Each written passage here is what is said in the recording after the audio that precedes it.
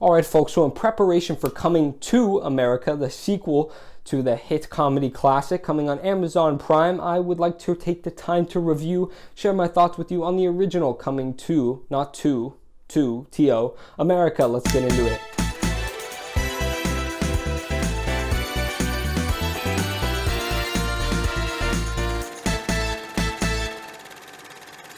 Alright, so I don't know what the general consensus on this film is, but might be a hot take, might not. Let's get into it. So the film takes quite a while actually for the characters to get to America. It's pretty slow in the beginning, and most of it is set up. It's not even set up. It's just a lot of repeating jokes sort of in that sense, and I didn't really laugh at any of them. And it just takes a while. It's like 20-30 minutes for them to actually get to America, which is of course the premise of the film. The story is not original in the slightest. It's a typical fish out of water story, and then you throw in the romance, and you have a usual rom-com. And you know, these films are not unique, they're not special, and the only thing that would differentiate them is if the comedy was better or more special than anything else. And I have to say, the romance is sweet. I actually quite like the romance, and I even, it's so predictable. But when Akeem is about to marry his bride at the end, and she takes the veil off, it's obviously her. I was like, oh, that's a nice moment, even though, again, so predictable. I'm like, Ethan, what are you doing? Anyway, that's a nice, and there are some funny jokes about, in a fish out of water story, when you repeat the same stuff, obviously there's some funny jokes in there, and, yeah, I laughed a few times, especially when they went to America. I'll say in the first half, I was thinking about just turning it off, not watching this film, and certainly not watching the sequel, because it's almost definitely almost definitely worse than this one.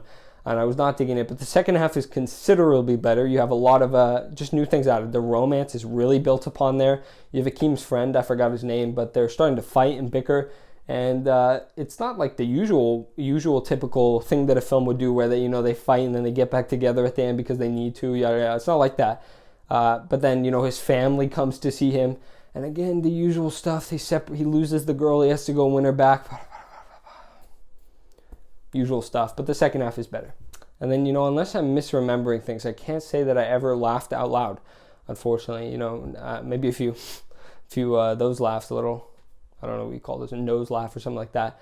But, and some jokes that I thought were clever, but never a full, gut-busting laugh. So, didn't do anything wrong. It wasn't a bad movie by any means, but it didn't do anything new, anything original. It didn't make me laugh. So I don't know exactly what to give a film like that. I'm leaning towards a C, just because, again, it doesn't do anything original, and I think if a C is about average, or bad to average, I'd say even, then maybe that's what it deserves. But again, it didn't do anything wrong even, so B, I don't know.